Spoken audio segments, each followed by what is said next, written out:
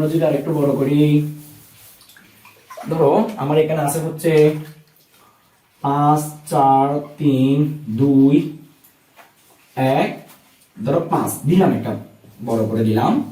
হ্যাঁ, এটা ভালো করে। তাহলে আমি প্রথমে 2 এর নামাতা গুনবো। আমার 2 বসবে এই লাইনে, 1 এর মান বসবে এর পরের লাইনে, 5 এর লাইন বসবে, এই 5 এর লাইন বসবে এর পরের লাইনে। অর্থাৎ নিচে যতটা সংখ্যা থাকবে এখানে কি হবে, ততটা লাইন হবে, ততটা কি হবে, লাইন হবে। দেখো আমি প্রথমে 2 এর নামাতা গুনে 3 পর্যন্ত যাব। কত? 3। তাহলে কত? 3 দোকানে কত হয়? 6। 2 কে 3 বার লিখে যোগ করলে কত পাই আমরা? 6। তাহলে এখানে আমরা কত পাই? 6। তারপর হচ্ছে 2 এর নামাতা গুনে আমরা 4 পর্যন্ত যাব। কত? 4। তাহলে কত হয়? 4 দোকানে কত? 8। এখানে আমরা কত পাই? 8। 2 এর নামাতা গুনে আমরা 5 পর্যন্ত যাব। ঠিক আছে? তাহলে 2 5, তাহলে কত হয়? 5 দোকানে 10। অর্থাৎ তুমি যদি 2 কে 5 বার লিখে যোগ করো তাহলে তুমি কত পাবা? তুমি পাবা হচ্ছে 10।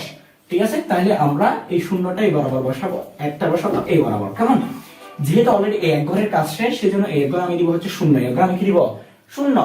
তাহলে এখন আমি আবার এই দ্বিতীয় লাইনে হবে 1 এর কাজ। কিসের কাজ? 1 এর কাজ। কেমন?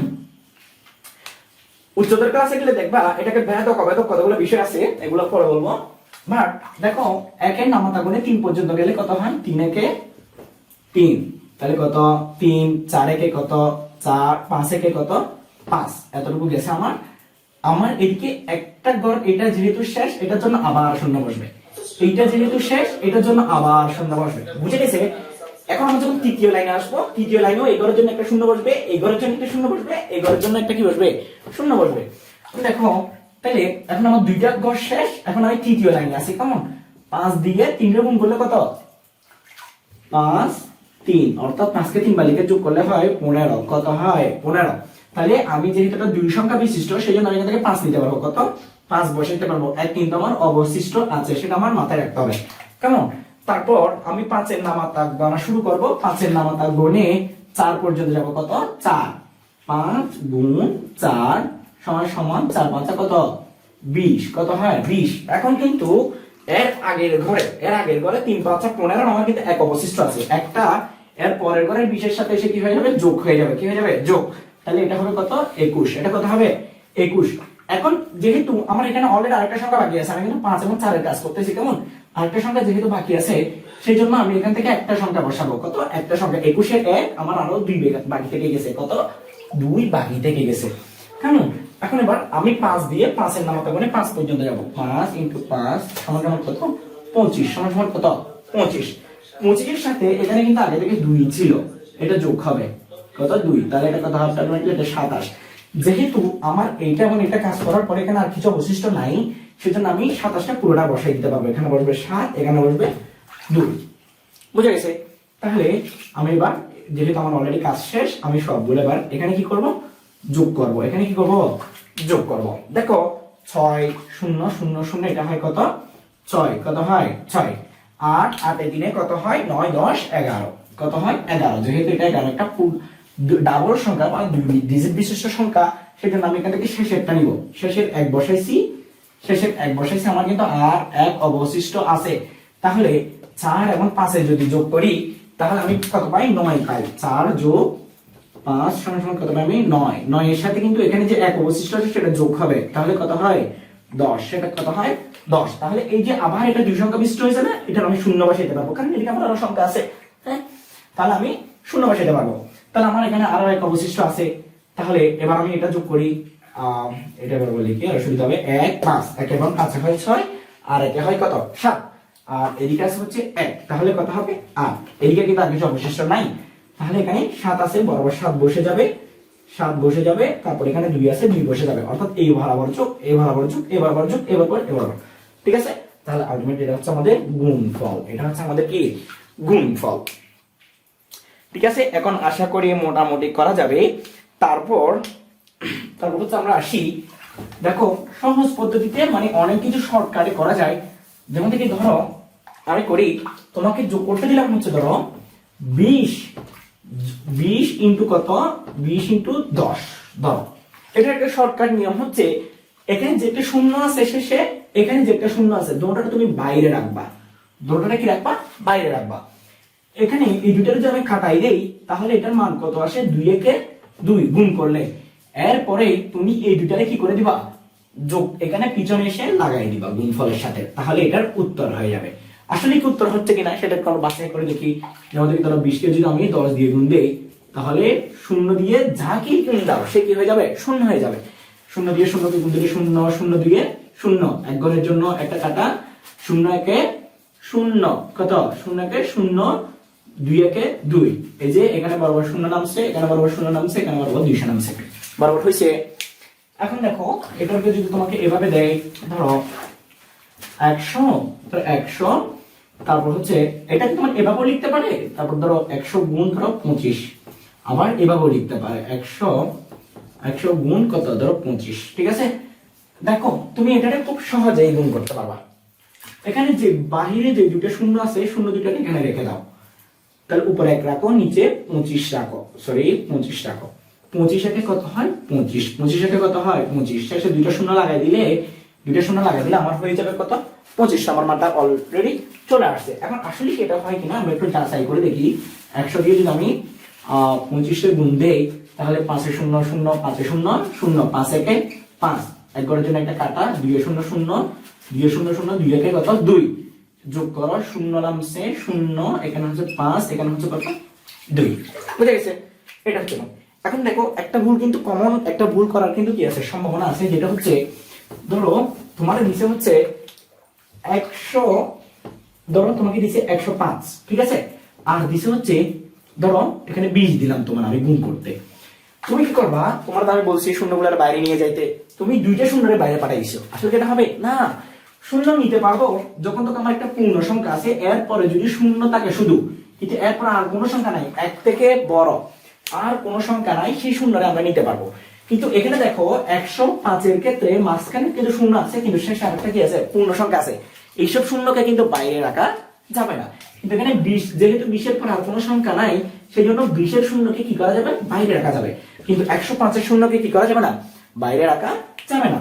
তাইলে আমি যদি এটার এই শূন্যটা যদি আমি বাইরে রাখি তাহলে এখানে আমার থাকবে কত 2 দিয়ে আমি এটা গুণ করে দিব, তাহলে 5 দোকানে কত 10, 5 দেখো 5 দোকানে কত 10, 10 এর আমি শূন্য বসাইছি, এক থেকে গেছে 5 এর শূন্য কত সরি 2 এর শূন্য 0, শূন্যর সাথে যদি আমি 1 যোগ করি, এখানে 1 থেকে গেছে না 1 যোগ করি, তাহলে আমার কত হয় 1, শূন্যর সাথে কত 1, অর্থাৎ তোমার কাছে কোনো টাকা নাই, তোমার যদি আমি 1 টাকা দিই তাহলে তোমার 1 টাকার মালিক হবে না, সেই জন্য। তাইলে এটা কত হয়, এটা হচ্ছে 1, এটা কত হয় এটা হচ্ছে 1, তারপর হচ্ছে তুমি যদি এটা দিয়ে এটার গুণ করো তাহলে 2 একে 2, 2 একে কত 2, এবার এই যে শূন্য একটা থেকে গেছে শূন্যটা যদি আমি পিছনে এসে লাগাই দিই এটাই হবে কি আমাদের গুণফল, এটা হবে আমাদের কি গুণফল। এতটুকু বুঝে গেছে। এখন আসি, অনেক সময় দেখা যায় গুণের একটা সূত্র আছে, গুণের একটা কি আছে সূত্র আছে, সেটা হচ্ছে গুণ্য ইন্টু গুণক সমান সমান গুণফল, সমান সমান কি গুণফল। আসলে জিনিসটা এটা বাস্তব আমরা খেয়াল করি, আমরা যদি 2 দিয়ে 5 কে গুণ করি এটা হচ্ছে গুণ্য, এটা হচ্ছে কি গুণ্য, সিম্পল বিষয়।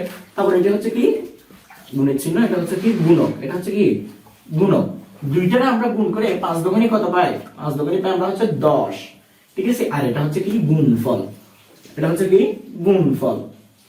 এখন আসলে সমস্যাটা হচ্ছে অন্য জায়গায়, এখানে আমরা গুণফল বের করতে বলছি, এটা গুণ্য দিয়ে গুণক দিয়ে গুণ্যরে গুণ দিলে আমরা কি পাই গুণফল পাই। এখন অনেক সময় দেখা যাবে কি তোমার এখানে এই সূত্রটা দিয়ে, হ্যাঁ সূত্র মানে হচ্ছে পদ্ধতি বা বিধি, মানে যেটা হচ্ছে একটা সাধারণ নিয়ম, ওটা আমরা কোনো একটা ভাষায় প্রকাশ করি যে এটা এইভাবে হবে, তারপর ওটাকে আমরা খুব সহজে জিনিসটা কি করতে পারি নির্ণয় করতে পারি।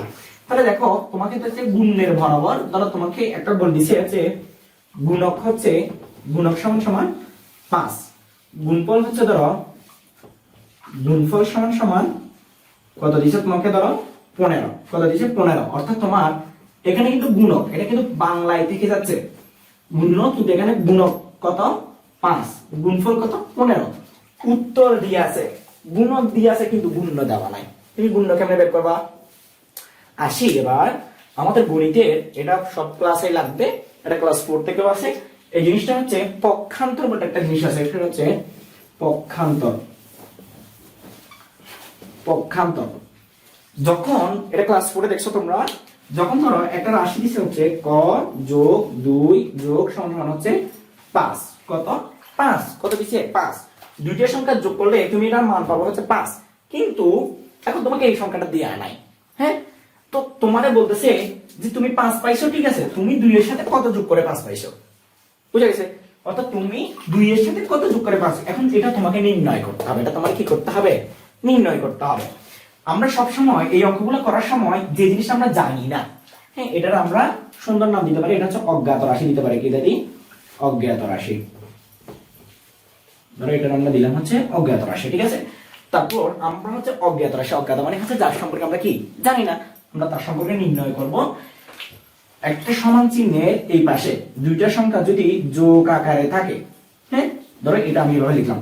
আচ্ছা, একটা জিনিস আগে বলে রাখি, সংখ্যা আছে না, ধরো এখানে 2 যোগ 3 মাইনাস 5 ধরো ইনটু 4, এখানে বলো তো যোগ চিহ্নটা আসলে কার, এখানে যোগ চিহ্নটা আসলে কার, যোগ চিহ্নটা হচ্ছে 3 এর, যোগ চিহ্নটা হচ্ছে কার, 3 এর, যার সামনে কোনো চিহ্ন উল্লেখ নাই তার সামনে হচ্ছে যোগ আছে, কি আছে, যোগ আছে। আর এই -5 এটা হচ্ছে 5 এর, আর ইনটু 4 এটা হচ্ছে কার, গুণের, কেমন, এটা হচ্ছে 4 এর, মানে চিহ্নটা হচ্ছে 4 এর, এখানে যোগটা হচ্ছে কত, 2 এর, যোগটা হচ্ছে কত, 2 এর, আর কয়ের আগে যেহেতু কিছু উল্লেখ নাই সেজন্য এখানে উজ্জ্বল বা যেটা দেওয়া নাই, যার সামনে কিছুই নাই তার সামনে কি আছে, যোগ আছে, যদি বিয়োগ থাকে সেটা এভাবে উল্লেখ করা থাকবে, খেয়াল থাকবে। এখন পক্ষান্তরের নিয়ম হচ্ছে এই পাশে যদি যোগ থাকে, যোগ থাকলে বিয়োগ, যোগ থাকলে এই পাশে এসে কি হবে, বিয়োগ হবে, কেমন। তাহলে ধরো এখানে আমি কত দিয়েছিলাম, এখানে হচ্ছে 5, তাহলে এখানে দুইটা কেন যোগ আকার আছে, এটা এই পাশে এসে কি হয়ে যাবে, বিয়োগ হয়ে যাবে। আচ্ছা, ভালো কথা, এটা আমরা এই পাশে আনতেছি কেন, এইটা আমরা এই পাশে আনতেছি কেন, দুইটারে আমরা যেটা সম্পর্কে জানবো না সেটা আমরা সবসময় বাম পাশে রাখি, আর যেগুলার মান নির্ধারিত আছে সেগুলো আমরা সবসময় ডান পাশে রাখি। কোথায় রাখি, ডান পাশে, এটা বাম পক্ষ বলা যায়, এটা ডান পক্ষ বলা যায়। তাহলে এখানে আমার শুধু ক থাকবে, ওটাও পাশে গিয়ে 5 এর সাথে 2 মাইনাস করলে কত থাকে, 3 থাকে, কত থাকে, 3। তাহলে ক সমান কত হবে, 3, অর্থাৎ ক এর মান হচ্ছে 3। আচ্ছা, ক এর মান 3 তাহলে আসলে কি এটা আসে, ধরো ক 3, ক সমান কত, 3, 3 যোগ 2 সমান সমান কত, 5, ঠিক আছে কিনা, হ্যাঁ, 3 এর সাথে 2 যোগ করলে কত, 5। এটা হচ্ছে যোগ থাকলে, আবার যদি ধরো এখানে বিয়োগ আছে, এখানে কি আছে, বিয়োগ আছে, ধরো এখানে কত আছে, বিয়োগ, এখানে বিয়োগ আছে, তারপর হচ্ছে ধরো এখানে আমাদের 5 আছে, সেম ধরো আমাদের কত আছে, 5 আছে, বিয়োগ আছে আমাদের 5 আছে, তাহলে এখানে যোগ থাকলে এর পাশে বিয়োগ হবে, আর যদি বিয়োগ থাকে তাহলে বিয়োগ থাকলে হবে যোগ, বিয়োগ থাকলে যোগ, কেমন।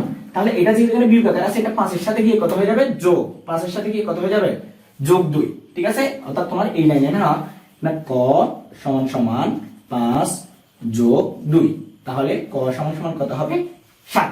আসলে কি তাই, 7 বিয়োগ 2 সমান সমান কত হয়, 5। এখানে তাহলে অজ্ঞাত রাশিটা আমরা নির্ণয় করার জন্য, তাহলে ক যদি এই পাশে যায়, 2 যদি এই পাশে যায়, তাহলে এটা হবে 5 এর সাথে বিয়োগ হবে, তাহলে ক সমান কত হবে, 3, কত হবে, 3। তাহলে 3 এর সাথে ধরো এটা আমরা এখানে বসাই, কয় জায়গায় যদি 3 বসাই, 2 এর জায়গায় 2 বসাই, সমান সমান 5, ঠিক আছে কিনা। এটা 5 না, এই পাশেও 5, এই পাশেও কত, 5, সমান সমান মানে হচ্ছে এই পাশে যেটা এই পাশেও কি সেটা, এই পাশে যেটা এই পাশেও সেটা। এতটুকু বুঝে গেছে। এটা হচ্ছে পক্ষান্তরের যোগ বিয়োগের নিয়ম।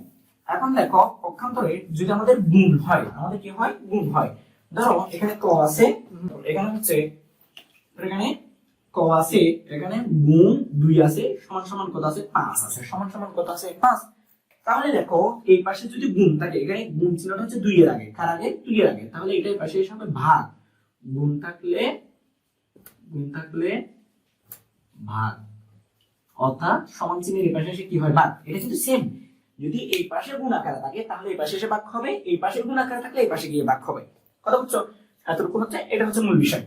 তারপর হচ্ছে যদি এখানে ধরো এটা এভাবে আছে, ধরো আমি দিলাম এখানে হচ্ছে 6, আর এখানে হচ্ছে ধরো আমি ভাগ দিলাম, এখানে কি দিলাম, ভাগ দিলাম। যদি এখানে ভাগ থাকে তাহলে এখানে এসে হবে ভাগ থাকলে গুণ, ভাগ থাকলে কি যোগ, থাকলে বিয়োগ, ভাগ থাকলে গুণ, বা গুণ থাকলে ভাগ, ভাগ থাকলে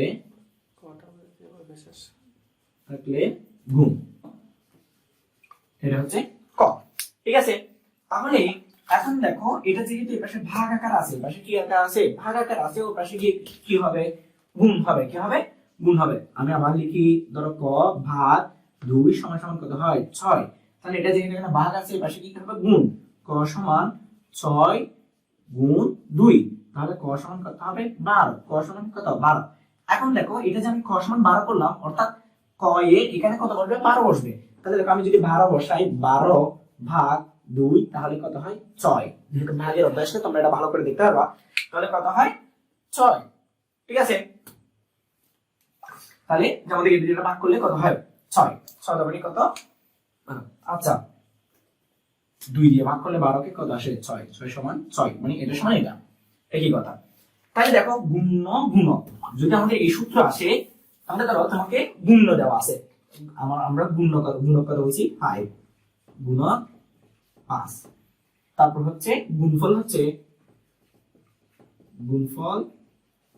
গুণফল হচ্ছে কত 15। কত 15।